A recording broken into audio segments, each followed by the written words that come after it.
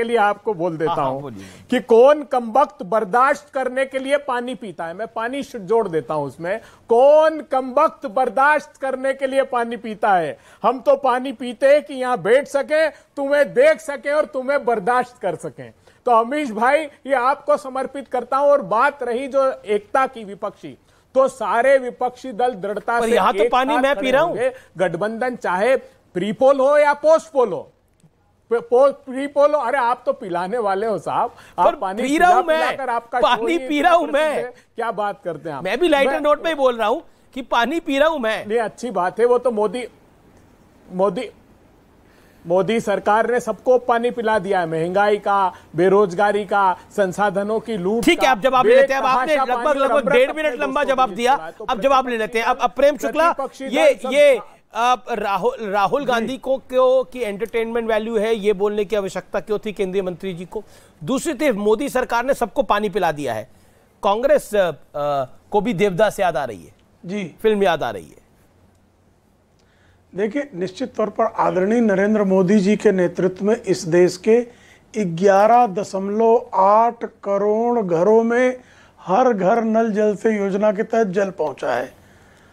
वरना जो है, जब तक श्रीमान राहुल गांधी और उनकी माता श्रीमती सोनिया गांधी का शासनकाल था, तब तक इस देश में पानी भी ब्लैक बिकता रहा। टैंकर लॉबी से भी कांग्रेस के लोगों ने संधान बांधे रखे। तो इनका संकट तो है, और अब राजनीतिक रूप से किस किस घाट के पानी पी रहे हैं, यही तो व्यथा कथा इनकी चल रही है। याद होगा आपको 1977 में जब चिकमंगलूर का एक बाई इलेक्शन श्रीमती इंदिरा गांधी जीती थी, 12 लाख अकेले लड़ी थी, तब ये एक नारा लगा था इनका। आपके बीच में प्रेम शुक्ला नहीं बोले, बीच में नहीं बोल रहा हूँ, बिल्कुल नहीं बोले किसी के बीच में, वो दूसरी बार बोल रहे हैं। शांति सुन रहा था, या भद्रता करते हैं जी। देखिए, इनकी दशा ये थी कि ये तब नारा लगता था, एक शेरनी 100 लंगूर, चिकमंगलूर चिकमंगलूर, एक शेरनी 100 लंगूर। अब ये 100 लंगूरों के साथ जो है सत्ता का अंगूर खाने के चक्कर में कैसे जुटे हुए हैं। देखिए आप, ये मैंने कहा ना, ये नीतीश कुमार जी का क्या राय हुआ करती थी श्रीमती इंदिरा गांधी और उनके आपातकाल के संदर्भ में। उनके गुरु, तो जिनका नाम लेकर जो है जयप्रकाश नारायण जी और कर्पूरी ठाकुर जी का नाम लेकर जिन लोगों ने राजनीति प्रारंभ की, वो किस तरह से आज कांग्रेस के खूंटे में बंधने के लिए बेताब हैं। ये मुलायम सिंह यादव जी, अभी बहुत दूर की बात नहीं है, 2008 में श्री अमर सिंह महासचिव समाजवादी पार्टी कह रहे थे कि परमाणु समझौते पर हमारा समर्थन लेने के लिए सीबीआई डायरेक्टर को भेज दिया था श्रीमती सोनिया गांधी ने। ये सबके सामने है। और याद होगा 2006 में कैसे रायबरेली से उपचुनाव लड़ने की मजबूरी श्रीमती सोनिया गांधी की इसलिए आई थी कि लाभ के पद पर बैठे होने के कारण जैसे ही उन्होंने जया बच्चन की राज्यसभा की सदस्यता ली, वैसे ही श्रीमती सोनिया गांधी की रायबरेली की लोकसभा की सदस्यता समाजवादी पार्टी ने ले ली और श्रीमती सोनिया गांधी को रायबरेली से उपचुनाव लड़ना पड़ा था। इस तथ्य को हर कोई जानता है कि श्रीमती सोनिया गांधी जब 1999 में प्रधानमंत्री पद का दावा लेकर गई थी, तो यही मुलायम सिंह यादव जी थे जो उनकी उस दावे की हवा निकाल दी थी उन्होंने। इस सत्य को भी सब जान रहे हैं। और अभी जो समाजवादी पार्टी बातें कर रही थी कि हमारे बहुत सारे जो हैं वो भारतीय जनता पार्टी के अलायंस चले गए, भाई आप समाजवादी पार्टी के बताइए ना। मुलायम सिंह जी पहले चंद्रशेखर जी के अलायंस में आए, उनको छोड़ दिया। बसपा के अलायंस में आए, सुश्री मायावती जी का जो है चीर हरण करने तक का कुकर्म हुआ। कांग्रेस के अलायंस में आए, वो टूट गया। बुआ दो लौंडों का, दो युवकों का जोड़ा, दो लड़कों का जोड़ा, सॉरी 2 लड़कों का जोड़ा जो है वो भी टूट गया। फिर बुआ बबुआ का जोड़ा टूट गया। फिर अभी राजभर उनको छोड़ के भागे चले जा रहे हैं। तो साहब, एक प्रदेश में आपकी उपस्थिति है वहां भी संशोधित कर लिया आपने आप ही। कोई पार्टनर आपके साथ टिकता नहीं और आज भी भारतीय जनता पार्टी के साथ। अनुराग गुदरिया जवाब, अनुराग गुदरिया जवाब। हमारा मुख्यमंत्री है। मैं आऊंगा रीना जी आपके पास आऊंगा। अनुराग मंत्री की बात आंध्र में कर रही है। एक सेकंड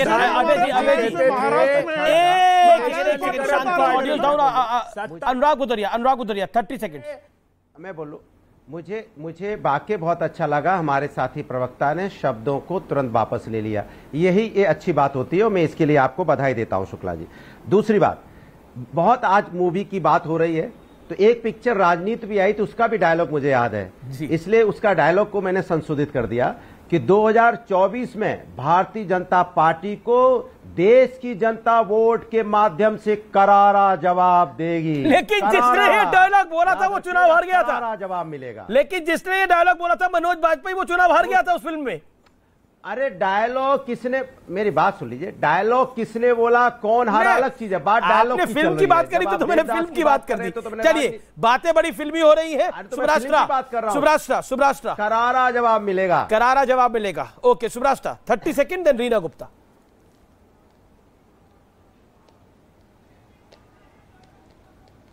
सुब्राष्ट्रा कॉल ड्रॉप हो गया है हितेश जी, लगता है आवाज नहीं जा पा रहा है। रीना गुप्ता। देखिए अमीश जी, भारतीय जनता पार्टी हम लोगों के गठबंधन पे सवाल पूछ रही है। जब भारतीय जनता पार्टी ने पीडीपी के साथ और महबूबा मुफ्ती के साथ जाके गले मिले थे, तब इनकी देशभक्ति और इनकी देशभक्ति कहां चली गई थी? आप, ये ऐसी पार्टी है जो सत्ता के लिए और पैसे के लिए कुछ भी कर सकती है। राम मंदिर तक में जिसने घोटाला किया, महाकाल में जिसने घोटाला किया, और अभी पता चला है कि केदारनाथ में इन्होंने घोटाला किया है।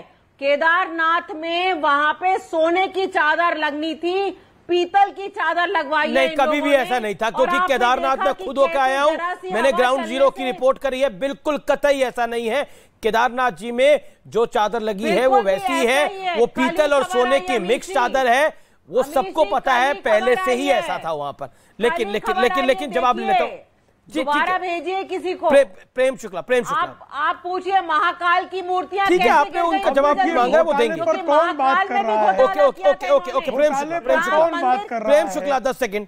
घोटाले पर कौन? हम देखिए हम पर तो आरोप लगाने के बाद केजरीवाल जी नाक रगड़कर अरुण जेटली जी, नितिन गडकरी जी से माफी मांग चुके हैं, और भ्रष्टाचार पे वो लोग बात कर रहे हैं जिनका जेल मंत्री जेल में बैठकर रेपिस्ट को थेरेपिस्ट बताने का कुकर्म करता है, जिनका मंत्री पाठशाला खोलने के नाम पे मधुशाला खोलता और मधुशाला में घोटाला करके जेल पहुंच जाता है, जिनका मुख्यमंत्री कहता मैं तो जो है 2 BHK के मकान में रहूंगा और शीला दीक्षित जी के एसी के बारे में प्रश्न उठाता है, वो 45 करोड़ के शीश महल में रहता है और स्वयं जेल के दरवाजे पर खड़ा होता है। तो जिस पार्टी को भ्रष्टाचार में आकंठ डूबे हुए पूरे देश ने देखा है, रीना गुप्ता लोकपाल की बात करते करते आए थे और आज लोकपाल की बात करना जो है विस्मृत कर गए हैं, ऐसे श्रीमान केजरीवाल को क्या ये देश भली बात पहचानता नहीं है? नाक रगड़ के फिर माफी मांगी। Okay सुब्राष्ट्रा 10 second. सुब्राष्ट्रा का आवाज खोलिए, सुब्राष्ट्रा की आवाज खोलिए, ऑल ऑडियोज डाउन। सुब्राष्ट्रा 10 सेकंड। जी आमिश जी, मैं तो यही देखती हूँ हर रोज टेलीविजन डिबेट में विपक्षी एकता के नाम पर विपक्ष आपस में उलझता है, और जब उनसे कड़े सवाल पूछे जाते हैं तो वो ये कहकर मुकर जाते हैं कि हम अपनी रणनीति टेलीविजन स्टूडियो में डिस्कस नहीं करेंगे। तो आपकी रणनीति आप डिस्कस नहीं करेंगे, आप अपना एजेंडा क्लियर नहीं करेंगे, आप जिस एजेंडे को लेकर चलने की बात कोशिश करेंगे कि हमें बताएं, उस एजेंडे की पोल खुल जाएगी। तो ऐसे सिचुएशन में एक सामान्य वोटर के सामने क्या विकल्प बचता? बड़ी बात है ये। लेकिन और अब बात कर लेते हैं प्रधानमंत्री मोदी के अमेरिकी दौरे से जुड़ी हुई और उसके कुछ इंटरेस्टिंग फैक्ट्स की। प्रधानमंत्री मोदी 21 से 24 जून तक अमेरिका के दौरे पर रहेंगे। सबसे पहले मैं आपको इस दौरे के कुछ की हाइलाइट्स बता देता हूं, जैसे क्रिकेट में बताए जाते हैं। प्रधानमंत्री मोदी पहली बार अमेरिका की स्टेट विजिट पर है। 22 जून को अमेरिकन प्रेसिडेंट जो बाइडेन प्रधानमंत्री के सम्मान में स्टेट डिनर को होस्ट करेंगे। ये बहुत महत्वपूर्ण है। प्रधानमंत्री मोदी से पहले 1963 में पूर्व राष्ट्रपति सर्वपल्ली राधाकृष्णन और 2009 में पूर्व प्रधानमंत्री डॉक्टर मनमोहन सिंह अमेरिका के स्टेट विजिट कर चुके हैं। प्रधानमंत्री मोदी पहले भारतीय राष्ट्राध्यक्ष हैं जो दूसरी बार अमेरिकी संसद को संबोधित करेंगे। इससे पहले 1949 में पंडित नेहरू, 1985 में राजीव गांधी, 1994 में 1994 में नरसिम्हा राव, 2000 में अटल बिहारी वाजपेयी, 2005 में डॉक्टर मनमोहन सिंह एक बार अमेरिकी संसद को संबोधित कर चुके हैं। सबसे गर्व करने वाला फैक्ट यह है कि प्रधानमंत्री मोदी से पहले पूर्व ब्रिटिश पीएम विंस्टन चर्चिल 1941, 1943, 1952 में 3 बार अमेरिकी संसद को संबोधित कर चुके हैं, जबकि दक्षिण अफ्रीका के महान नेता नेल्सन मंडेला 1990 और 1994 में ऐसा कर चुके हैं। इसके अलावा इजराइल के प्रधानमंत्री बेंजामिन नेतन्याहू 3 बार और रूस यूक्रेन के युद्ध के बीच यूक्रेन के राष्ट्रपति जेलेंस्की 2 बार अमेरिकी संसद को संबोधित कर चुके हैं। यानी 140 करोड़ भारतीयों के प्रतिनिधि बनकर विंस्टन चर्चिल, नेल्सन मंडेला के बराबर खड़े हो गए हैं। आपके लिए आज यह समझना बेहद जरूरी है कि स्टेट डिनर की इंपॉर्टेंस क्या होती है। राजकीय भोज एक तरह का एक बड़ा सम्मान है जो एक ताकतवर राष्ट्राध्यक्ष दूसरे ताकतवर राष्ट्राध्यक्ष के सम्मान में आयोजित करता है, ताकि दोनों देशों के बीच संबंध और ज्यादा मजबूत हो सके। लेकिन दूसरी ओर भारत में अलग ही तरह की पॉलिटिक्स हो रही है। सियासी खिचड़ी पकाने की कोशिश हो रही है। 2024 में मोदी को सत्ता से हटाने के लिए विपक्षी दल एकजुट होने का फॉर्मूला तलाश रहे हैं, वो भी इमरजेंसी के दिन से एक दिन पहले। मोदी के खिलाफ विपक्ष अपनी पार्टियों की विचारधारा से भी एक बड़ा कॉम्प्रोमाइज करने को तैयार हो गया है। एक दूसरे को पानी पी पी कर कोसने वाले आम आदमी पार्टी और कांग्रेस इस बैठक में शामिल होंगे। वहीं कांग्रेस पर जमकर हमला करने वाली ममता बनर्जी भी बैठक में आएंगी। अखिलेश यादव पहले ही यूपी में सभी 80 सीटें जीतने की हुंकार भर चुके हैं, यानी समाजवादी पार्टी के। लेकिन विपक्ष की बैठक का वो भी हिस्सा बनेंगे। एक होता है बेमेल गठबंधन और एक होता है पोल सपाट, यानी धरती के 2 अलग अलग ध्रुव। विपक्षी दलों की मौजूदा यारी फिलहाल कुछ ऐसी ही नजर आ रही है। इस बैठक से कुछ नतीजा निकलेगा या फिर ये फोटो ऑफ बनकर ही रह जाएगा, ये तो आने वाले कुछ महीने तय करेंगे। लेकिन अभी एक बात तो साफ है कि पीएम मोदी को आज दुनिया लेजेंड्स की कैटेगरी में रख रही है। देश में भी उनके खिलाफ कोई अपने बूते चुनाव लड़ने और जीतने की शायद सोचता भी नहीं है। इसलिए महागठबंधन की कोशिशें हो रही हैं। लेकिन बड़ा सवाल यह है कि क्या विचारधारा के साथ कॉम्प्रोमाइज करने वाली थ्योरी जनता का हजम हो पाएगी? इस पे जरूर आप सोचिएगा, जरूर विश्लेषण करिएगा। फिलहाल आर पार को यही समाप्त करते हैं। उम्मीद है आपको कार्यक्रम पसंद आया होगा। नमस्कार।